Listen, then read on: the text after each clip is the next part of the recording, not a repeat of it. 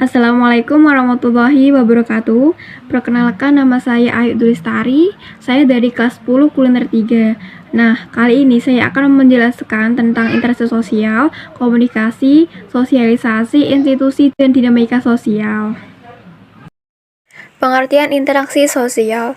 Interaksi sosial adalah hubungan timbal balik antara individu maupun kelompok untuk menjalin hubungan pertemanan, diskusi, kerjasama dalam kehidupan bermasyarakat. Yang kedua, ada definisi interaksi sosial menurut para ahli. Yang pertama ada Gilin dan Gilin. Interaksi sosial merupakan hubungan sosial yang dinamis yang menyangkut hubungan antara perorangan, antara kelompok manusia maupun antara perorangan dengan kelompok. Yang kedua, menurut Homans, interaksi sosial merupakan suatu tindakan yang dilakukan oleh seseorang dan menjadi stimulus bagi tindakan individu lain yang menjadi pasangannya. Yang ketiga, menurut Shaw, interaksi sosial merupakan suatu pertukaran antar pribadi masing-masing orang menunjukkan perilaku satu sama lain dan saling mempengaruhi. Yang keempat, ada Thibault dan Kelly. Interaksi sosial merupakan suatu peristiwa saling mempengaruhi ketika dua orang atau lebih hadir bersama, terjadi komunikasi antara satu sama lain. Yang kelima, menurut Bonner, interaksi sosial merupakan suatu hubungan antara dua orang atau lebih, di mana kelakuan individu mempengaruhi atau mengubah individu lain dan sebaliknya. Yang keenam, ada Campbell Young dan Raymond Mack. Interaksi sosial merupakan hubungan-hubungan sosial yang dinamis dan menyangkut hubungan antara individu dengan kelompok, kelompok dan kelompok. Yang ketujuh, ada Surjono Soekanto, berpendapat bahwa interaksi sosial adalah proses sosial yang berkaitan dengan cara berhubungan antara individu dan kelompok untuk membangun sistem dalam hubungan sosial. Selanjutnya ada ciri-ciri interaksi sosial. Yang pertama, pelakunya lebih dari satu orang. Yang kedua, ada komunikasi di antara pelaku melalui kontak sosial. Yang ketiga, mempunyai maksud dan tujuan yang jelas. Yang keempat, ada dimensi waktu yang akan menentukan sikap aksi yang sedang berlangsung. Selanjutnya ada syarat interaksi sosial. Yang pertama, ada kontak sosial. Kontak sosial merupakan hubungan antara dua pihak yang saling bereaksi dan menjadi awal terjadinya interaksi sosial. Kontak sosial dibagi menjadi dua, yaitu kontak sosial secara langsung dan kontak sosial tidak langsung.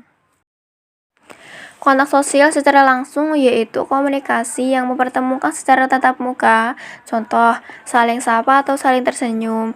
Sedangkan kontak sosial tidak langsung yaitu dua pihak yang berinteraksi melalui perantara seperti surat, telepon, atau media sosial. Yang kedua, ada komunikasi. Komunikasi adalah proses penyampaian dan penerimaan pesan berupa ide atau gagasan dari satu pihak ke pihak lain sebagai upaya saling mempengaruhi. Agar dapat berlangsung dengan baik, komunikasi memerlukan beberapa komponen, yaitu yang pertama ada pengirim atau komunikator sebagai pihak yang mengirim pesan kepada pihak lain. Yang kedua ada penerima atau komunikan sebagai pihak penerima pesan dari pengirim. Yang ketiga ada pesan, merupakan ide atau gagasan yang ingin disampaikan. Yang keempat ada umpan balik, merupakan tanggapan dari penerima pesan terhadap pesan yang disampaikan. Yang kelima, ada media atau alat yang digunakan untuk menyampaikan pesan. Media ini dapat berupa tulisan, lisan, gambar, atau film. Selanjutnya yang kelima ada bentuk-bentuk interaksi sosial. Interaksi sosial dibagi menjadi dua, yaitu interaksi asosiatif dan interaksi disosiatif.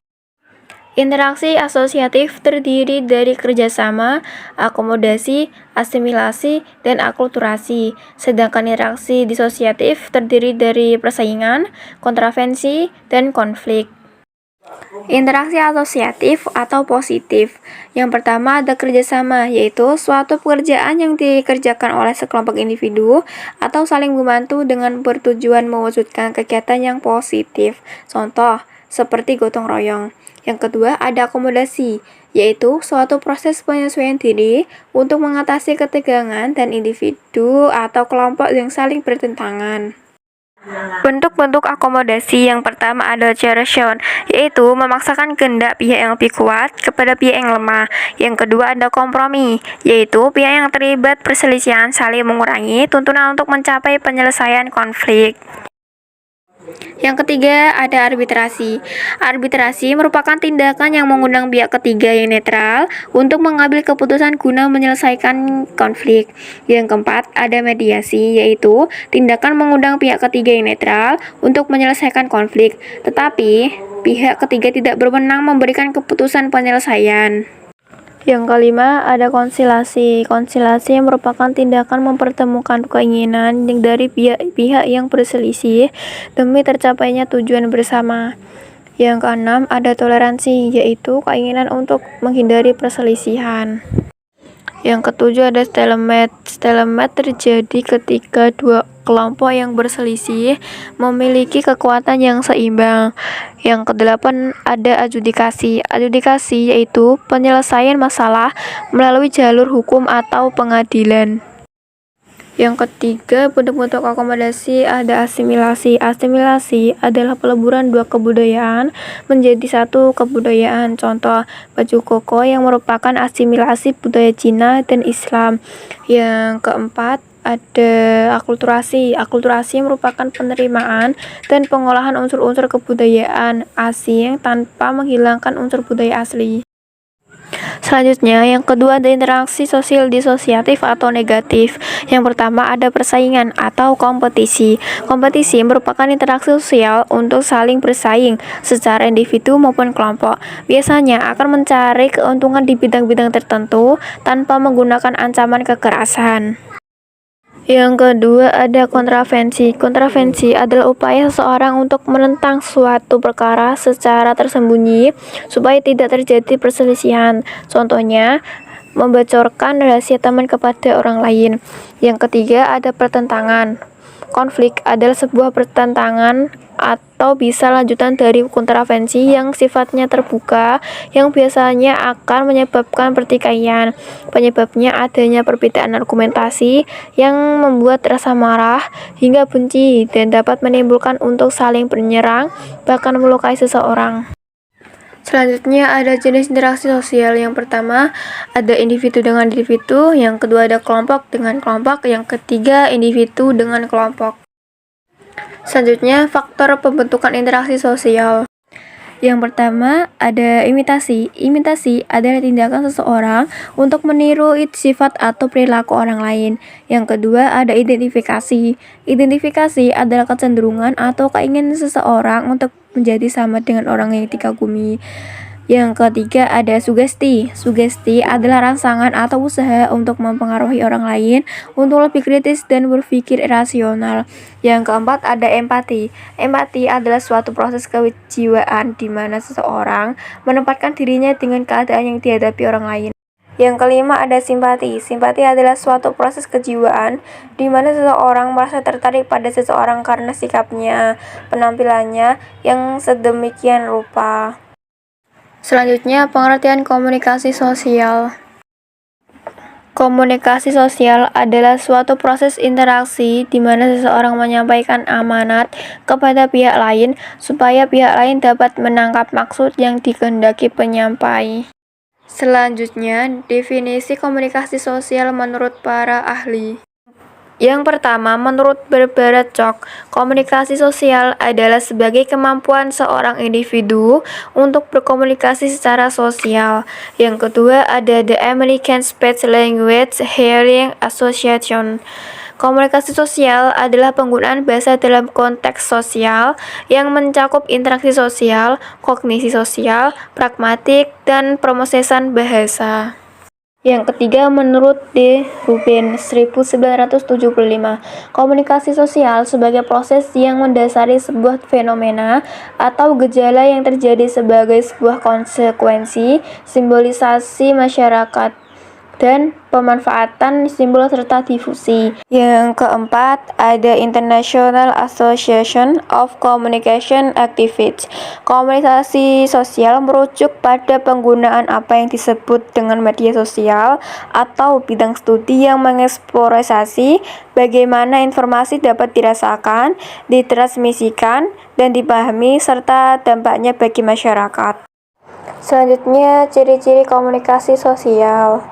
Yang pertama, melibatkan lebih dari satu orang. Yang kedua, terjadi komunikasi antara pelaku melalui kontak sosial. Yang ketiga, memiliki tujuan yang jelas. Yang keempat, terdapat dimensi waktu meliputi masa lalu, masa kini, dan masa depan. Selanjutnya, tujuan komunikasi sosial. Tujuan komunikasi adalah untuk memberikan pengetahuan atau informasi kepada orang lain sehingga dapat memengaruhi pemikiran, mengubah sikap, dan mendorong orang lain untuk melakukan hal tertentu. Selanjutnya ada jenis-jenis komunikasi sosial. Yang pertama ada komunikasi verbal. Komunikasi verbal merupakan penyampaian informasi yang dilakukan secara langsung dengan berbicara atau menggunakan bahasa isyarat. Yang kedua ada komunikasi nonverbal. Komunikasi nonverbal menyampaikan informasi dengan bahasa tubuh, gestur, dan ekspresi wajah. Yang ketiga ada komunikasi tertulis. Komunikasi tertulis yaitu menggunakan media tulisan untuk menyampaikan pesan dan informasi. Yang kelima ada komunikasi visual. Komunikasi visual adalah rangkaian proses penyampaian informasi atau pesan kepada pihak lain dengan menggunakan media penggambaran yang hanya terbaca oleh indera penglihatan. Syarat-syarat komunikasi sosial. Yang pertama ada pengirim atau komunikator sebagai pihak yang mengirim pesan kepada pihak lain. Yang kedua ada penerima atau komunikan sebagai pihak penerima pesan dari pengirim. Yang ketiga ada pesan merupakan ide atau gagasan yang ingin disampaikan. Yang keempat ada umpan balik merupakan tanggapan dari penerima pesan terhadap pesan yang disampaikan. Yang kelima ada media atau alat yang digunakan untuk menyampaikan pesan. Media ini dapat berupa tulisan, lisan, gambar, atau film. Faktor-faktor komunikasi sosial. Yang pertama, ada pengetahuan. Pengetahuan adalah seseorang dengan tingkat pengetahuan tinggi akan lebih mudah memilih diksi yang tepat untuk menyampaikan informasi, baik verbal maupun non-verbal. Yang kedua, ada persepsi. Hal ini menunjukkan bagaimana seseorang dapat menafsirkan informasi yang didapatkan dan diolah menjadi pandangan. Yang ketiga, ada lingkungan. Lingkungan tempat kerja yang nyaman dan kondusif akan lebih mendukung komunikasi efektif dan memberikan pengaruh baik pada karyawan. Yang keempat, ada emosi. Emosi mempengaruhi reaksi seseorang pada saat berkomunikasi. Pengertian sosialisasi. Sosialisasi adalah usaha memasukkan nilai-nilai budaya terhadap individu sehingga individu tersebut menjadi bagian masyarakat. Proses sosialisasi merupakan pendidikan sepanjang hayat melalui pemahaman dan penerimaan individu atas perannya di dalam suatu kelompok. Proses sosialisasi. Yang pertama, internalisasi nilai-nilai. Proses penanaman nilai dan norma sosial ke dalam diri seseorang yang berlangsung sejak lahir hingga meninggal. Yang kedua, enkulturasi adalah proses pengembangan dari nilai-nilai budaya yang sudah tertanam dalam seseorang dan diimplementasikan dalam perilaku sehari-hari. Yang ketiga, ada pendewasaan diri adalah proses berlangsungnya internalisasi dan enkulturasi secara terus-menerus hingga membentuk suatu kepribadian. Macam-macam sosialisasi meliputi sosialisasi primer. Sosialisasi yang pertama kali dijalani oleh manusia semasa kecil. Sosialisasi ini menjadi pintu bagi seseorang memasuki keanggotaan masyarakat. Selanjutnya, sosialisasi sekunder. Proses sosialisasi lanjutan setelah sosialisasi primer yang memperkenalkan individu ke dalam kelompok tertentu dalam masyarakat. Faktor terjadinya sosialisasi yang pertama Apa yang disosialisasikan merupakan informasi yang akan diberikan kepada masyarakat berupa nilai, norma, dan peran. Yang kedua, bagaimana cara mensosialisasikan melibatkan proses pembelajaran.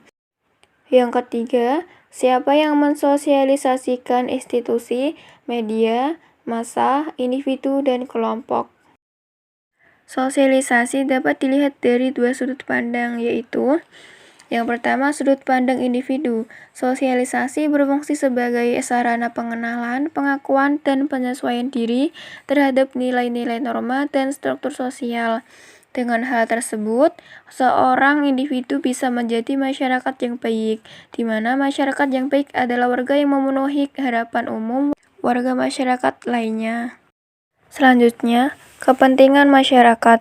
Sosialisasi berfungsi sebagai sarana pelestarian, penyebarluasan, dan pewarisan nilai-nilai serta norma sosial. Tujuan sosialisasi yaitu setiap orang dapat hidup dengan baik di tengah-tengah masyarakat jika menghayati nilai dan norma dalam kehidupan. Pengertian institusi sosial. Institusi sosial adalah sistem dari proses sosial yang menyatukan antara kelakuan dan hubungan sosial yang terpusat. Institusi sosial adalah sistem dari proses sosial yang menyatukan antara kelakuan dan hubungan sosial yang terpusat pada aktivitas yang bertujuan untuk memenuhi kebutuhan hidup masyarakat sebagai makhluk sosial ataupun makhluk ekonomi. Ciri-ciri institusi sosial. 1. Memiliki tujuan atau fungsi yang jelas. 2. Memiliki simbol atau lambang. 3. Memiliki tata tertib tertulis dan tidak tertulis. 4. Memiliki aturan singkat. 5. Mencerminkan nilai dan norma sosial dalam masyarakat. 6. Memiliki kelengkapan sarana prasarana. 7. Memiliki jangka waktu tertentu. Selanjutnya, fungsi institusi sosial. Fungsi institusi sosial adalah memberikan pedoman, bersikap atau bertingkah laku pada masyarakat, menjaga keutuhan masyarakat. Contoh institusi sosial. Yang pertama, institusi keluarga. Yang kedua, institusi pendidikan. Yang ketiga, institusi ekonomi. Yang keempat, institusi politik. Yang kelima, institusi keagamaan. Yang keenam, institusi keuangan. Yang ketujuh, institusi kemasyarakatan. Yang kedelapan, institusi kebudayaan. Yang kesembilan, institusi hukum. Yang kesepuluh, institusi kesehatan. Selanjutnya, pengertian dinamika sosial. Dinamika sosial adalah perubahan sosial yang terjadi akibat adanya interaksi dalam dua atau lebih individu dalam suatu masyarakat yang memiliki hubungan psikologi secara jelas dalam situasi yang dialami. Ciri-ciri dinamika sosial. 1. Memiliki kerjasama motif antara individu satu dengan individu lainnya. 2. Munculnya dampak interaksi. 3. Adanya penciptaan tatanan maupun kelompok sosial. 4. Berlandaskan norma. Aspek dinamika sosial yaitu sistem sosial, pola umum, tingkat perhitungan yang jelas, tingkat keseimbangan, tuntutan terhadap proses terjadinya perubahan sosial. Contoh, bertambahnya jumlah penduduk sosial, pemecahan kelompok sosial. Hanya itu materi yang saya bisa sampaikan. Bila ada salah kata, mohon maaf, saya akhiri. Wassalamualaikum warahmatullahi wabarakatuh.